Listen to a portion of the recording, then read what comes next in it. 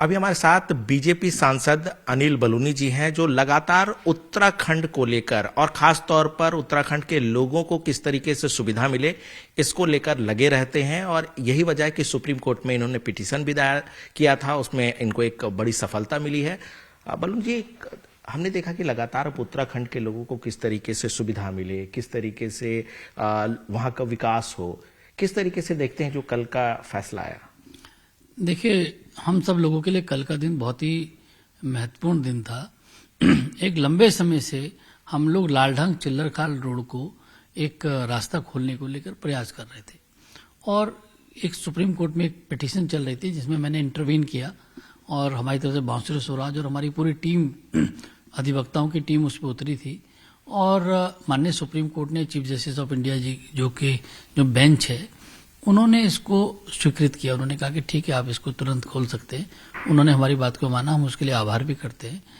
और देखिए, एक पार्ट है, एक छोटा पार्ट है जो कंटी मार्ग हम कहते थे, एक गढ़वाल और कुमाऊं को जोड़ने वाला एक रास्ता है जो कि बहुत पुराने अंग्रेजों के समय से चलता है।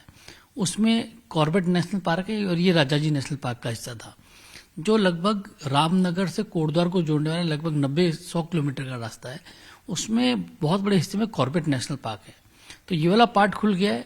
अब हम लोग संघर्ष शुरू करने वाले हैं। हम लोग कानून के हिसाब से भी सुप्रीम कोर्ट भी जाएंगे, आने वाले समय में भारत सरकार में भी बात करेंगे, तमाम जितने भी संस्थान हैं उनसे बात करेंगे कि कोटद्वार से रामनगर का रास्ता जो है जंगल के बीच में आता है, इसको भी खोला जाए, जिससे कि उत्तराखंड के लोग उत्तराखंड के अंदर से ही अपनी राजधानी पहुंच सके। अभी हमारे कुमाऊं मंडल के जितने भी लोग हैं उनको अगर देहरादून राजधानी आना पड़ता है तो लगभग 150 किलोमीटर उत्तर प्रदेश के अंदर से आना पड़ता है। और साथ ही जब ये रास्ता हमारा अंदर से बन जाएगा तो लगभग 65 किलोमीटर कुमाऊं से देहरादून की दूरी भी कम हो जाएगी। एक तो अपने राज्य के अंदर से आएंगे, दूसरा दूरी भी कम हो जाएगी। तो अब आने वाले समय में लालढंग चिल्लरखाल का हमने स्वीकृत करा दिया है। अब कोटद्वार से रामनगर का रास्ता है, इसके लिए हम लोग अपना कार्रवाई शुरू करने वाले हैं। तो क्या लगता है कितने दिनों में ये कंप्लीट हो जाएगा? क्योंकि देखिए, ये आपको पता है कि उससे बहुत ज्यादा सुविधाएं वहां बढ़ेगी, लोगों को बहुत कम समय लगेगा। कैसे देखते हैं? देखिए, जो अभी लालढंग चिल्लरखाल का रास्ता जो कल माननीय सुप्रीम कोर्ट ने किया है, इस पे तो हम जल्दी इस पे कार्रवाई शुरू करके इसको बनवाना शुरू करेंगे। इसमें बहुत सारे पक्ष हैं, उन सभी पक्षों से बात करनी है। इसमें जितना NTC है, नेशनल टाइगर कंजर्वेशन अथॉरिटी है, एनवायरमेंट मिनिस्ट्री है, बहुत सारे पक्ष हैं इसमें। उन सब पक्षों से बात करके इसमें सुप्रीम कोर्ट भी में भी मामला जाएगा।